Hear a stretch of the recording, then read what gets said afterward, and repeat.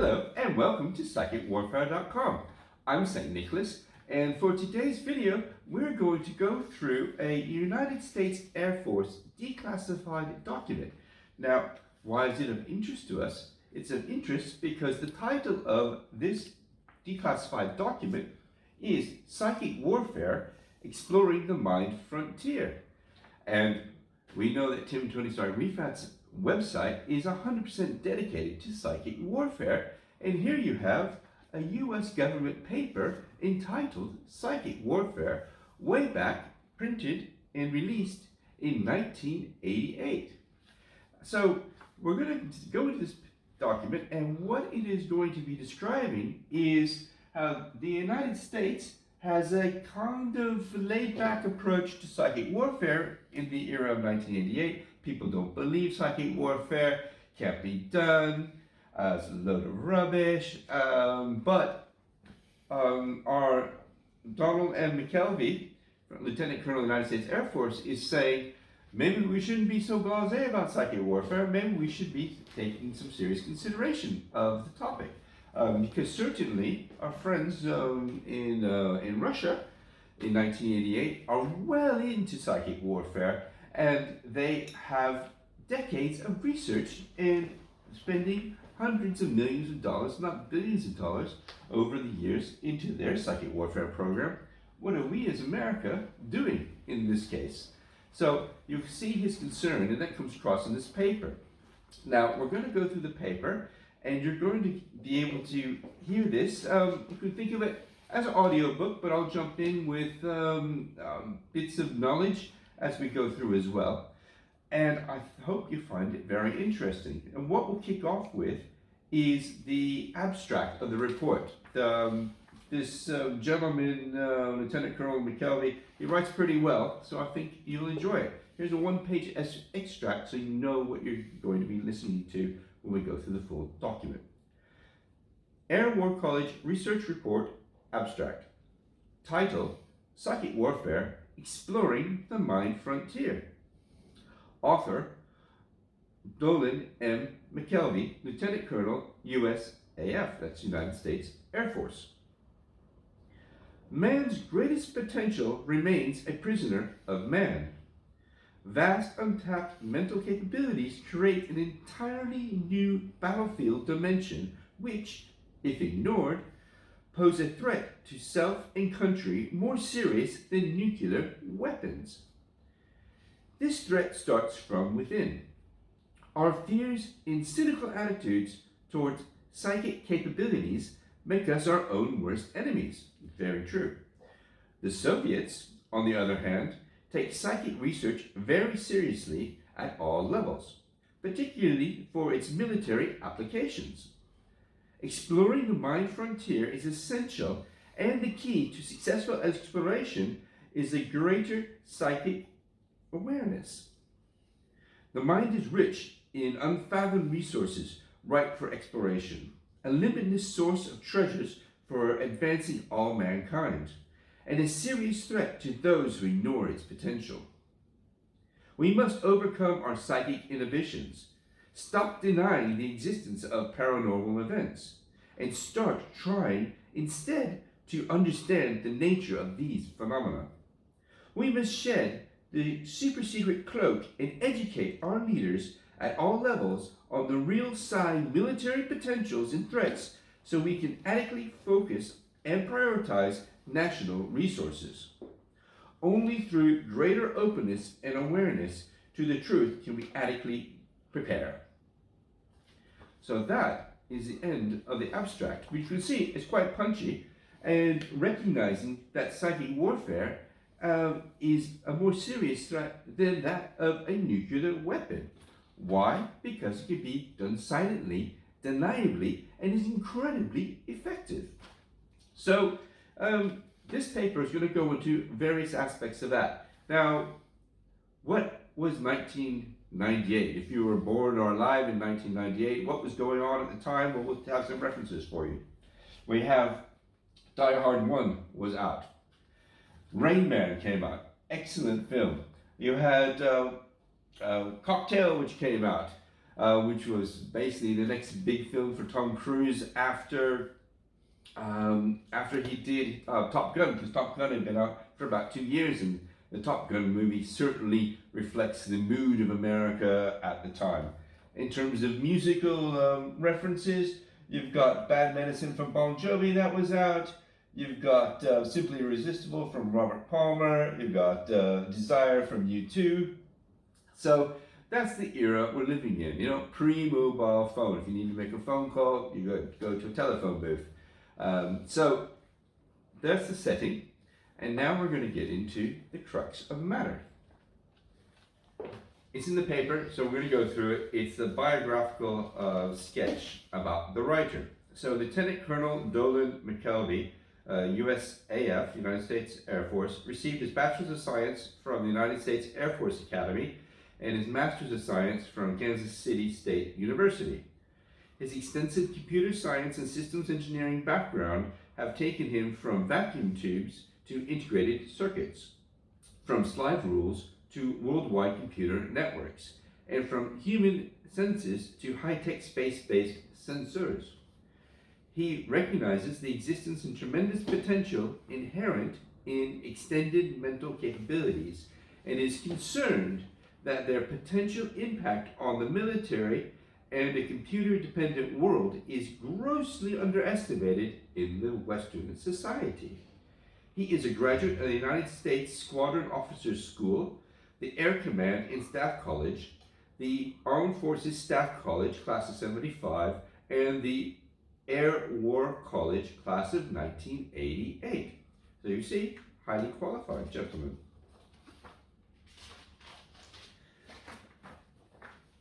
So this paper will have a link in the description as well, so you can find this paper and go through it at your leisure. Okay, page 1. Psychic warfare, exploring the mind frontier. Man's greatest potential remains a prisoner of man. Only a fraction of the human mind is currently used. Limitless mental capabilities are just waiting to be accepted, developed, and understood.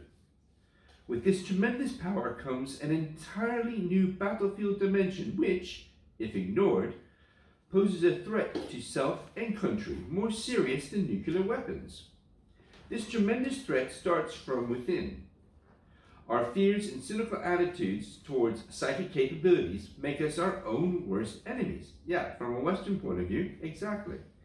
Coordinated military exploration of the mind frontier is essential, and the key to successful exploration is a greater awareness of psychic phenomena. To support this thesis, I will examine some of the mind's greatest treasures, discuss their potential, use and feasibility as instruments of power, highlight major self-imposed obstacles to developing extended mental capabilities, and recommend future actions. Excellent. Introduction. In December 1980, Lieutenant Colonel John B. Alexander, United States Army, authored an article in Military Review entitled "The New Mental Battlefield, Beam Me Up, Spock." In this article, he challenged the imagination of his readers when he stated, to be more specific, there are weapon systems that operate on the power of the mind and whose lethal capacity has already been demonstrated. Well, he was correct. He discussed psychotronic weaponry and provided eye-opening, unclassified information on both Soviet and American research into parapsychological phenomena. He concluded, the impact that psychotronic weaponry and other paranormal applications will have in the future is difficult to determine at this time. Whoever makes the first major breakthrough in this field will have a quantum lead over his opponent, an advantage similar to sole possession of nuclear weapons. The intent here is to emphasize the need for more coordinated research in the realm of the paranormal. Additionally, there is a need to provide leaders with at all levels with a basic understanding of weapon systems they may encounter in the not too distant future. So he's talking exactly about psychic warfare and the use of psychotronic generators, which are psychotronic crystals, to enable the user, the super psychic, to enter the fifth dimension and start doing remote viewing, astral projection, looking into the future or looking into the past, the wide range of things that one can do as a super psychic, and are very well known in today's day of 2020. And loads of that information is sitting for the public's consumption on psychicwarfare.com, where Tony Stark Rifat has been the master in developing psychic warfare to its utmost full potential, and it's available to anyone who is interested in using this technology and becoming a psychic warfare practitioner. But of course, the governments have their military programs as well. So we were referencing Lieutenant Colonel John B. Alexander's paper, which was in the Military Review. So I just got a copy of the front two pages here. You got the Military Review from 1980, and then you've got the front page of his article. And look, they've even put a film strip there of Beam Me Up Spock. So quite a well done made article. And we're going to now listen to the impact that this article had in 1980, written from the perspective of our author. So we've just had the quote where we stated that psychic warfare, psychic capability is more powerful than nuclear weapons. Now here's the reaction.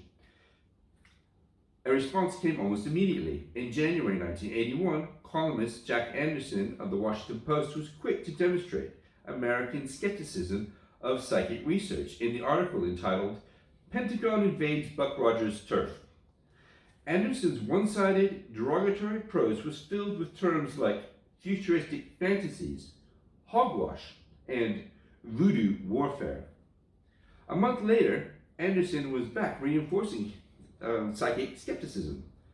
This time he began, "The brass hats are indeed dabbling in the dark arts."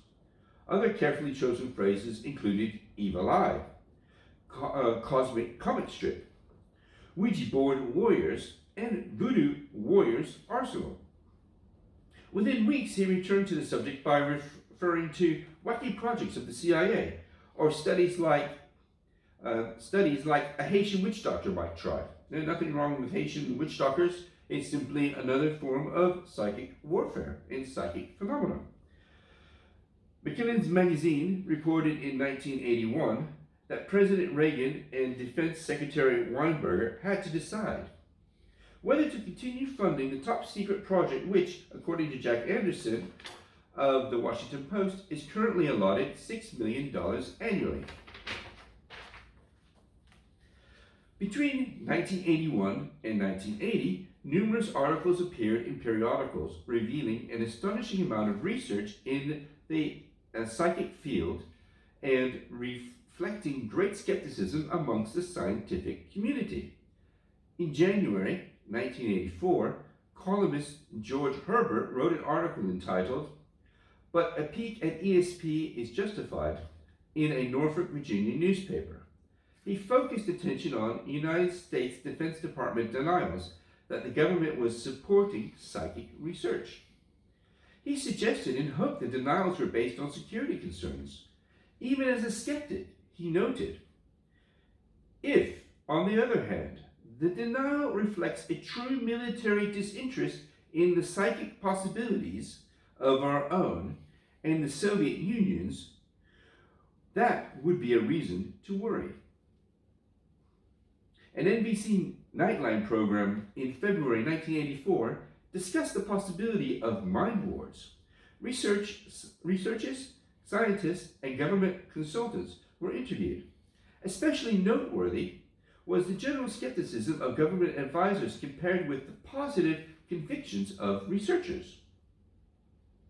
And most recently, in the 11 May 1987 issue of Newsweek, Senate Foreign Relations Committee Chairman Claiborne Pell invited psychic Uri Geller for a reception and dinner in Geneva during Soviet arms negotiations.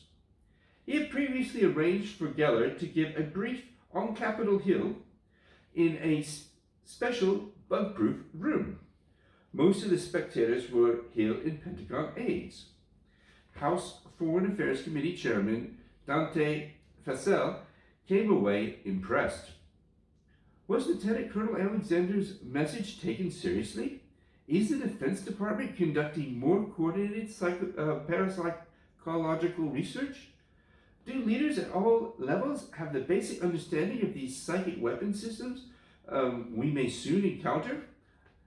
What is the potential threat to the electronic components which form the basic foundation of all sophisticated weapon systems?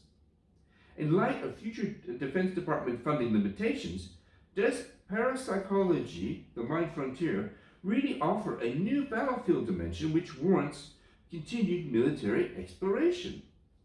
This paper attempts to answer these questions by providing an unclassified status update on Lieutenant Colonel Alexander's 1980 concerns. It is not a research report to identify everything the government is doing, but by researching events and literature in the 1980s, particularly those involving military personnel and government programs, this paper shows that too much is happening in the parapsychology field to ignore, and too little information is disseminated to know how to treat it properly. Very valid concerns, and these concerns are concerns that we see highlighted now in 2020, where there is the arms race around psychic potential between the various governments. So we're now going to define parapsychology. Paranormal phenomena are observable facts or events which are not scientifically explained at this time.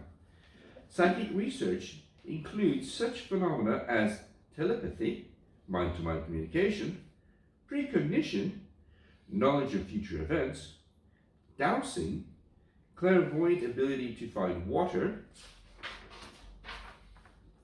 minerals, and so on, by means beyond known sensory or perceptual facilities, remote viewing or out-of-body experiences, seeing locations, objects or events shielded from ordinary perception in a spatial location separate from one's physical body, and psychokinesis, movement of matter by mental means without using any known physical force. These types of psychic functioning are also referred to as psi, which is frequently preferred by researchers to dispel all misconceptions that these capabilities are outside the realm of normal experience. Researchers contend psychic functioning occurs naturally in everyday experiences of many people, and indeed it does. Psi is further subdivided into two categories. The term extrasensory perception, ESP, refers to telepathy, dowsing, precognition, and remote viewing, while the term PK refers to psychokinesis. Psychotronics is the term used to describe the amplification of psychic energies by electronic devices, because they use electronic devices like Sage Radar and the Montauk Project. The first recorded experiment of psi involved a military intelligence application of remote viewing. Back in 550 BC, King Croesus of Lydia felt threatened by the increasing power of the Persians. He needed to know what they were planning. His historians gave us a detailed account of what happened. Croesus sought an oracle who could somehow perceive his enemy's plans, an oracle with proven psychic abilities, so he devised a simple test. He dispatched messengers throughout the ancient world to visit different oracles and ask for a written description of Croesus' activities at a specific time of day. The oracle at Delphi responded, I can count the sands, and I can measure the ocean. I have ears for the silent, and know what the dumb man nameth. Lo, on my sense there striketh the smell of a shell-covered tortoise, boiling now on a fire, with the flesh of a lamb in a cauldron.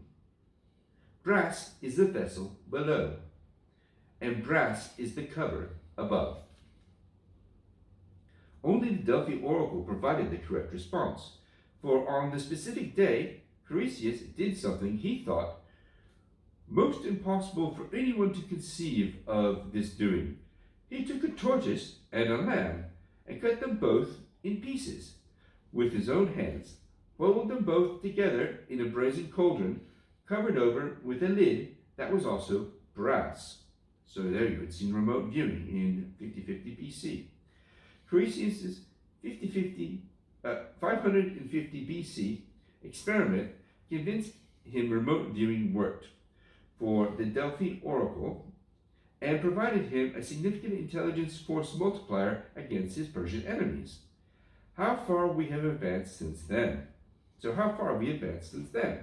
you saw remote viewing, and now he's using a remote viewer as his military advisor, which is, if you have a remote viewer as a military advisor, you're going to be pretty fortunate because you can now forecast events. Okay, moving on.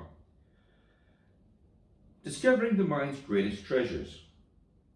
In over 2,500 years since Creusius' first psi experiment, it is amazing that people still know so little about this subject. Paranormal experiences occur daily throughout the world. They are nothing new, nor are they limited to particular types of individuals. Our mind contains boundless capabilities, just waiting to be recognized, used, and understood. Right, yes. We all accept and share at least some common understanding of this vast mental potential. We have all heard statements such as, think positive. Sayings such as this are based on our acceptance of the notion that our mental attitude can directly affect the outcome of events. Opinions vary, however, on just how great an impact mental attitude can have and under what circumstances it can have such an impact. When we look around us, we can all recall personal experiences of those of others who have experienced some type of paranormal events. These events demonstrate the reality of the untapped potential of the human mind. The truth is that most people are interested in psychic experiences because they are having them. Exactly. You have a psychic experience, you want to know what that's all about. And people are experiencing these in their daily lives. Have you ever heard about dowsing to find water? An old dowser used a tree branch to help some friends determine where to drill for water on their mountain property.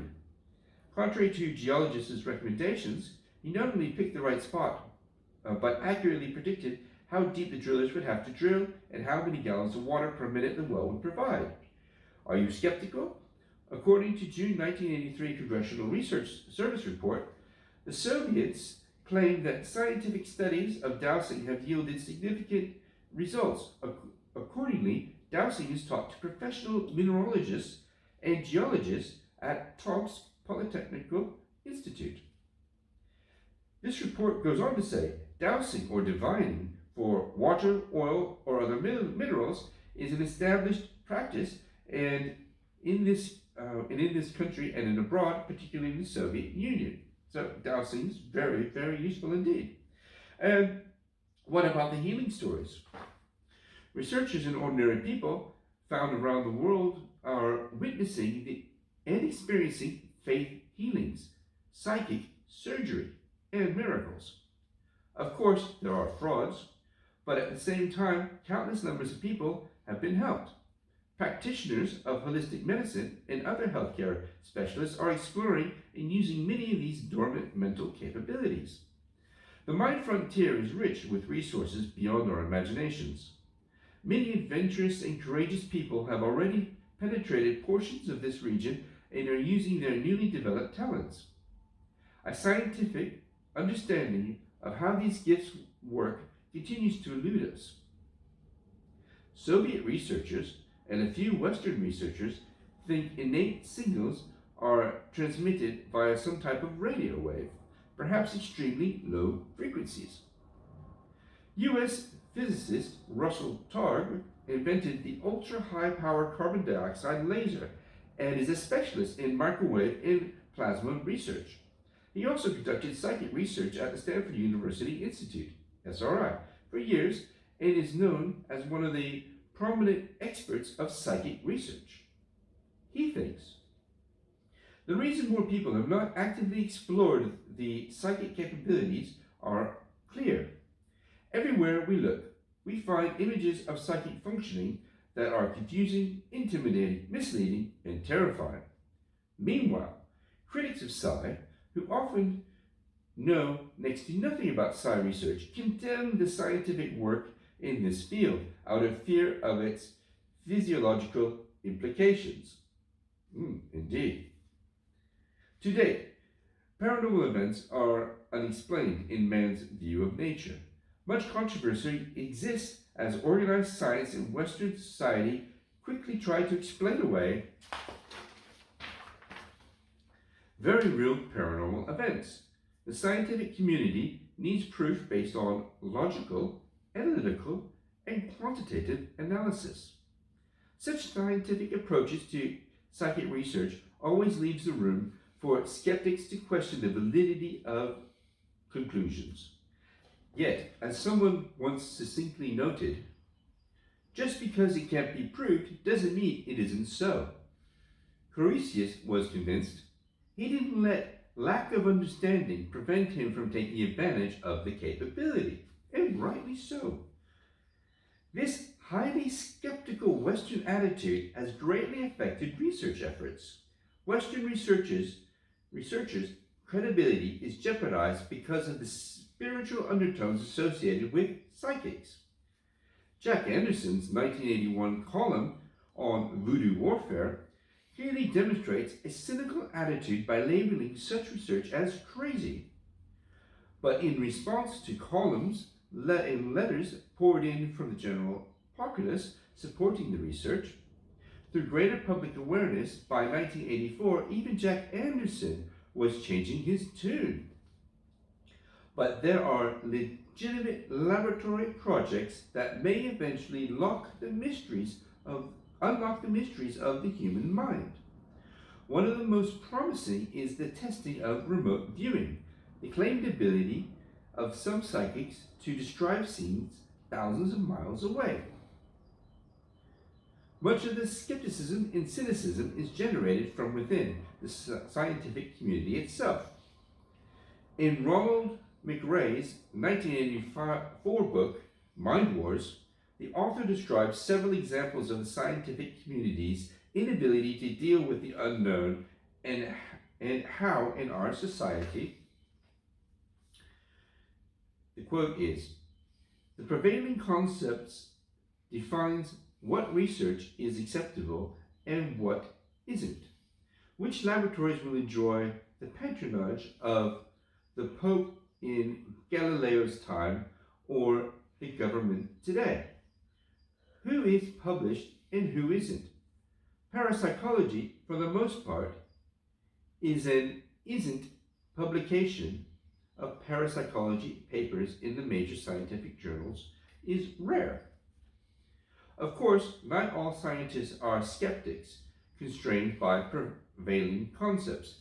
Captain Edgar D. Mitchell, an astronaut on the Apollo 14 spaceflight to the moon, holds a Doctor of Science degree in aeronautics and astronautics from the Massachusetts Institute of Technology. He conducted ESP tests on that space mission in February 1971.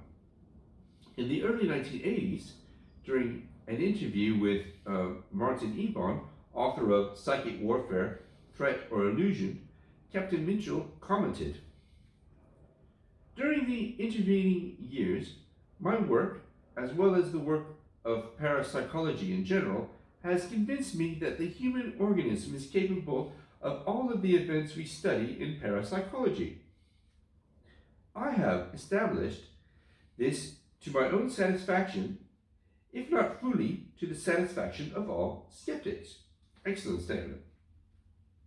Within the exploding technological revolution, the eminent computer scientist A.M. Turing considers the question that the only discernible differences between a human being and a computer may be that the latter cannot experience psi. Similarly, pioneer computing researcher Dr. Jack Vale stated, "My connection is that machines will be able to think by any human standard that can be precisely defined.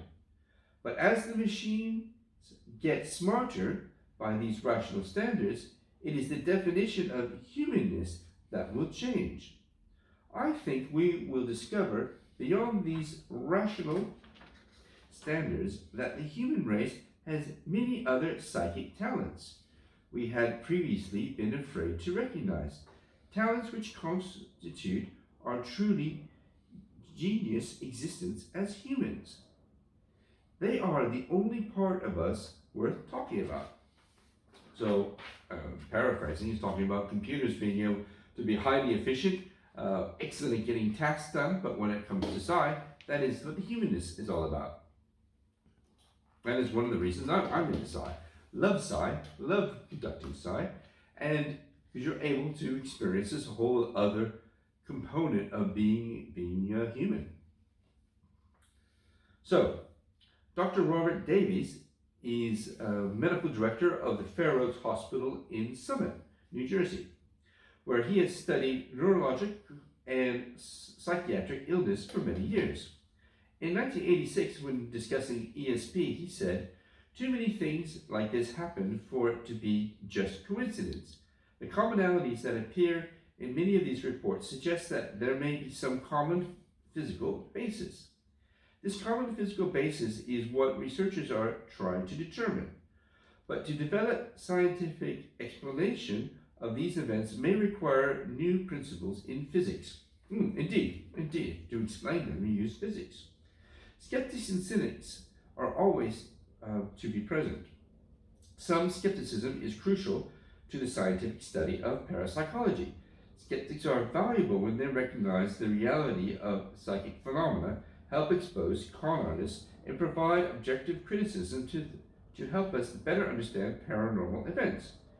Cynics, on the other hand, are based on closed-mindedness, trying to make nature change itself to conform to their concepts of the universe. In spite of personal skepticism, McGray points out, the opinions of the many eminent scientists in both nations who believe parapsychology research may lead to fundamental new discoveries cannot be ignored. The other nation he's referring to is, of course, the Soviet Union. So, remember, this is an American document, so the next title of this section is called Soviet Threat. With the tremendous expanding mental capabilities comes an equally awesome threat to both self and country, one which stretches the imagination far beyond its normal boundaries. Martin Eban cites a U.S. Defense Intelligence Agency report entitled Controlled Offensive Behavior, USSR, which was declassified 8 years ahead of schedule. The report states, "The Soviet Union is well aware of the benefits and applications of parapsychology research. Many scientists, US and Soviet, feel that parapsychology can be harnessed to create conditions where one can alter or manipulate the minds of others. The major impetus behind the Soviet drive to harness this possible capabilities of telepathic communication, telekinesis, and bionics are said to come from the Soviet military and the KGB. Eban uses extensive research to provide an in-depth account of parapsychology research in both the Soviet Union and the United States.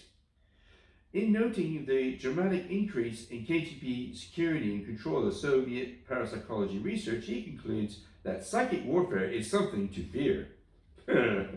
Yeah. Yeah, that's right. Continuing. After returning from a visit to the Soviet Union as a guest from the USSR Academy of Sciences in September 1983, Russell Targ wrote, "Many Soviet laboratories appear to be conducting experiments in which their main goal is the modification of the behavior of feelings of remote humans and animals by psychic means." In summarizing his travels from Moscow to Leningrad to Yerevan and his discussions with Soviet researchers, he notes, "They universally express the feeling that psi importance lies in the development of human potential, not in its possible military or intelligence applications." But everyone we talked with also made some oblique reference to what we were not being shown. In 1978, Harry Grills and William Dick, in The New Soviet Psychic Discoveries, provided a wealth of first-hand data on the Soviet breakthroughs in parapsychology and related fields.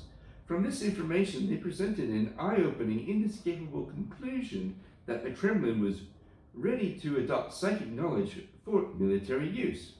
They also reported on tests conducted by the CIA in 1983 involving two noted US psychics.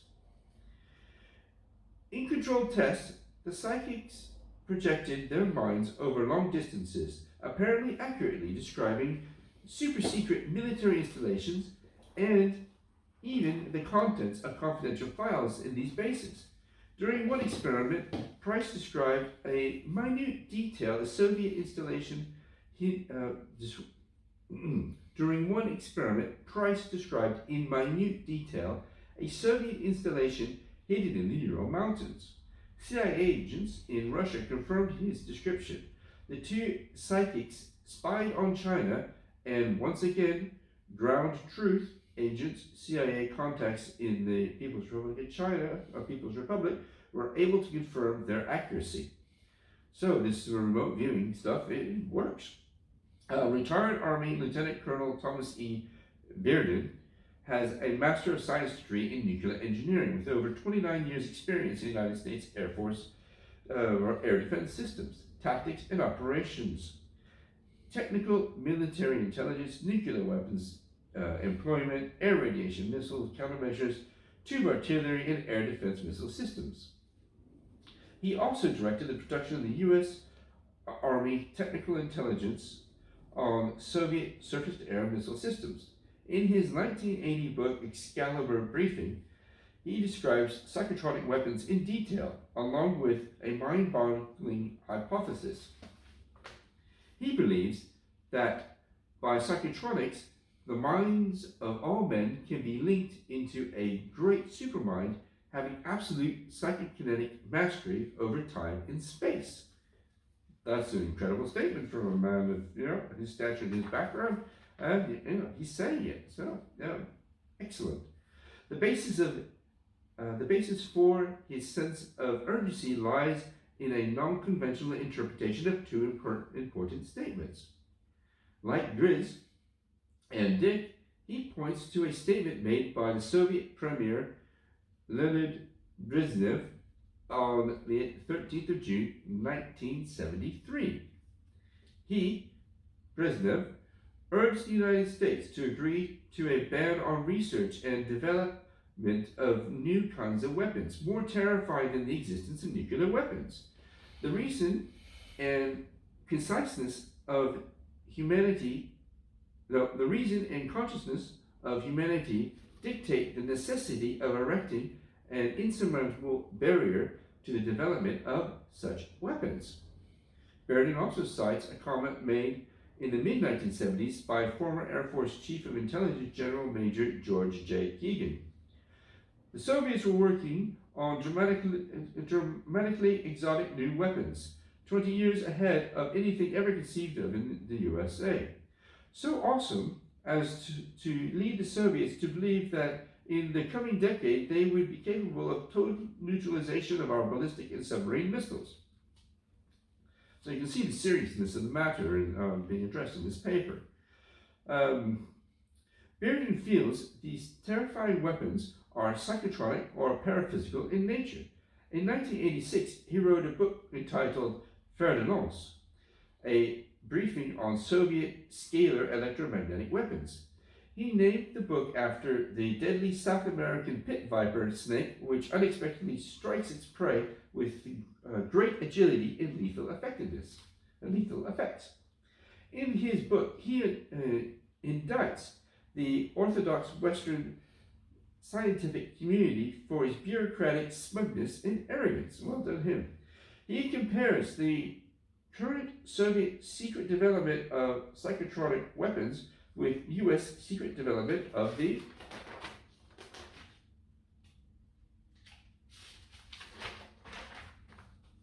atomic bomb.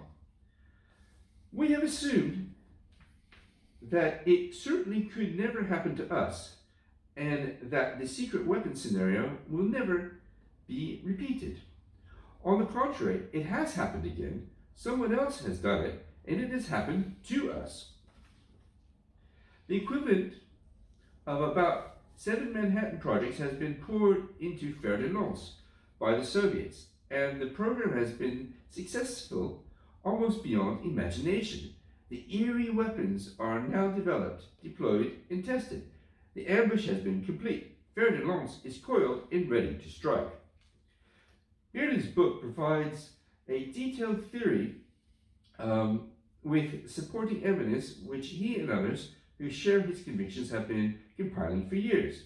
He has ventured beyond the prevailing concepts of our scientific community to find answers to real paranormal events which have been occurring around the globe.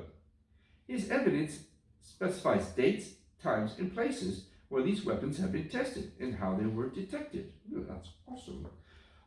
This theory of scalar electromagnetic waves, electrogravitation, and the Jules Verne type weapons is overwhelming, as well as the ramifications. He notes that the results of psychotronic research extend into every field of military applications.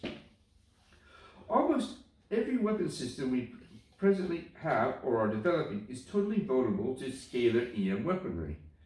This includes personal electronics, including fuzzing and warhead, explosives, propellants, fuels, ordnance, ships, submarines, torpedoes, aircraft, helicopters, missiles, drones, rockets, tanks, armored vehicles, weapons carriers, self-propelled and towed artillery, communications, satellites, radars, command and control, directed energy weapons, surveillance and sensor systems, mines, artillery rounds and ammunition, and nuclear warheads, etc. Whether the Soviets have developed all these weapons is not the crucial point. What is apparent, however, is the tremendous potential threat of psychotronics as an instrument of power. The crucial point, therefore, is that the Soviets apparently are aggressively pursuing research to control this instrument. Indeed, they are. In 1977, Soviet parapsychology research finally became an issue that the Carter administration could not ignore.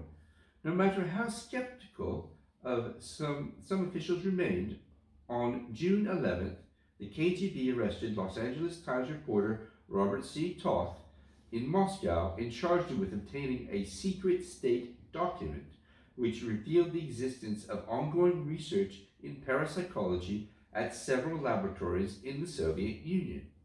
Soviets admit for the first time current official Soviet interest in the military potential of parapsychology. This incident focused presidential attention on the science which some of his advisors claimed did not even exist. Carter ordered a new definitive intelligence estimate of Soviet psychic research and its military potential, using all the intelligence resources available to the CIA, the first such report ever done at the pinnacle of the United States national security establishment. The report was compiled in 1978 but only partially released under the Freedom of Information Act in 1980, rather ambiguously. They found no evidence of a mass Soviet psycho warfare. Nor did the CIA dismiss entirely the most apocalyptic allegations of the secret Soviet psi research. The evidence is fragmentary and contradictory at best. A June 1983 Congressional Research Service report to Congress says, "It is also speculated that the Soviet government is firmly committed to the funding of psi research and that much of this funding, which is speculated to the amounts of tens of millions of dollars, is directly toward military research. What makes the Soviet research effort such a threat is the United States' apparent lack of interest." The same report to Congress also mentions that total funding for psi research in the United States probably does not greatly exceed $500,000 per annum, and most funding originates from private sources and foundations. Attempts to identify more recent and accurate funding levels have been to no avail. But what you clearly see is that the Soviets have aggressive funding for their psychic warfare program research, and the American research at this time around 1983 is equivalent to basically no dollars. U.S. research. Any lack of interest in psychic research in the United States is an outgrowth of personal fears, sensationalism, and restrictive scientific mindsets. We are our own worst enemies. Through cynicism, biased criticisms, and ridicule of the scientific community and society as a whole have suppressed the exploration of the mind frontier. Greater psychic awareness is the key to opening our minds and discovering the hidden treasures. Dr. Roger A. Beaumont, professor of history at Texas A&M University, has published more than 40 articles in 3 books on military history and strategic studies. In a 1982 article in Signal magazine, he points out, in the West, psychic research has long been tainted by sensationalism and some charlatanism. The dramatic and the absurd overtones of the popular culture aspects of ESP has led to the more conservative estimates of the popular press to treat ESP as a novelty. Major centers of ESP research in the West at Utrecht, London, and Duke University have come under suspicion from many scientists. As a result, researchers have labored to prove an effect which the Soviets accept and attempt to explain and control. Dr. Beaumont's comments are certainly proven true when one considers the continued skepticism of the scientific community in view of the extraordinary potential Soviet threat. According to Russell Targ, one of the reasons psi research has suffered is that critics suggest any acceptance of scientific data in the field of psychic research would be inherently irrational. A survey of American elite scientists, which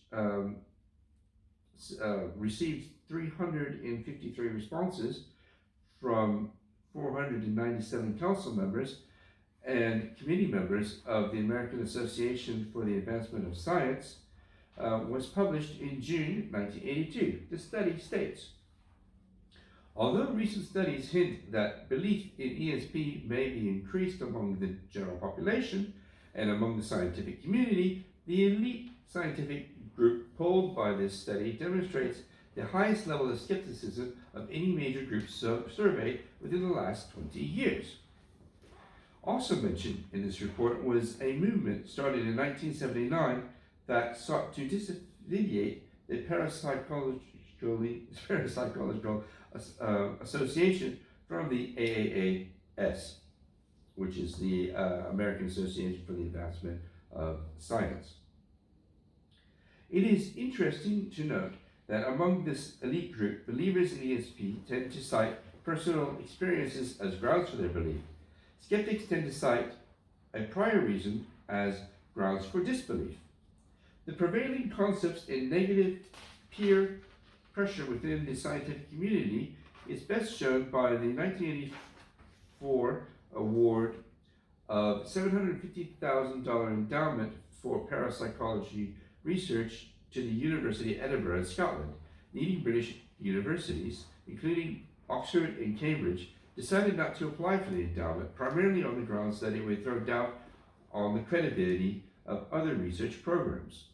Although we see this in the example of the suspicion Dr. Beaumont was talking about, it is an indication that major self-imposed obstacles continue to impede psychic research. That is a very good point, and it spells it out, giving you a very specific example. The first great battle of any mind race must be fought within ourselves. If each of us becomes more aware and open-minded to the reality of paranormal phenomena, we can learn to use these treasures rather than fear them. This great psychic awareness has perhaps already begun. A survey by the president of the American Society for Social Psychiatry revealed in 1981 that 58% of medical facilities polled felt that understanding of psychic phenomena is important to the future graduates of the psychiatric programs, and that American public accepts the reality of psychic phenomena, with 51% believing in ESP and 37% believing in precognition. So those are pretty good percentages. The June 1983 Congressional Research Service report says, all polls of both the public and the scientific community in recent years have yielded evidence of a generally positive attitude towards the existence and relevance of psychic phenomena as a class of research into them. The general public accepts the concept of psi, often based on personal experience. So you see there's a groundswell of belief in psi by the general public. It's just when it comes to professional science in the West, back in the 1980s, psychic wasn't going to get you funding. So therefore, you didn't do those programs, and you stuck to your more mainstream programs, so you get funding and you can build your scientific career. Continuing. But given such great controversy within the scientific community, what should be the military attitude? What are the potential military uses, and how feasible are they? 13 of the 14 best-known parapsychology laboratories in the United States responded to a questionnaire in 1979, giving us part of the answer. 4 considered espionage possible, 5 likely, and the remaining 4 certain. Similar proportions of the researchers believed psychic powers might be used to psychically harm, sicken, or kill individuals, or to interfere with the operations of physical equipment such as computers. Okay, well, it certainly can be done. Ronald McRae, an investigative reporter for Jack Anderson, spent over a year sifting through a sea of conjecture, rumors, and confusion, studying conflicting reports, competing interest groups, and conjectures of psychic research to compile the most accurate recording of facts he could find. In his 1984 book, Mind Wars, the true story of government research into the military potential of psychic weapons, provides startling insights into numerous government projects involving psychic function. So much so that Professor Marcelo Truzzi, director of the Center of Scientific Anomalies Research in Ann Arbor, Michigan, said, "He has given us enough pieces of the puzzle so that we can now at least see some of the areas filled in enough to make a preliminary assessment and recognize that government psi efforts have been grossly publicly underestimated." Similarly, Russell Targ and Keith Harity authored a 1985 national bestseller entitled Mind Race, where they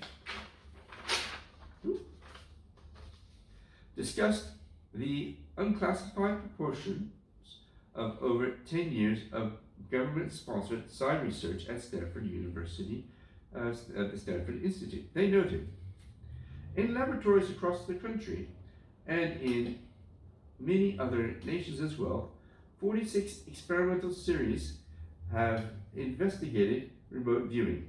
23 of these investigations have reported successful results and produced statistically significant data where 3 were expected. Okay. Psi research is definitely alive in the United States and internationally. In 1983, the 5th International Conference on Psychotronic Research was held in Bratislava, Czechoslovakia. The founder and president of the 15-year-old International Association for Psychotronic Research, IAPR, was Dr. Desnik Redak from Czechoslovakia. Russell Targ points out that several speakers at this conference expressed a clear desire for openness and cooperation rather than for developing military uses of psi. Targ agrees, but I contend that government and the military have a responsibility to determine what kinds of military uses threats might exist.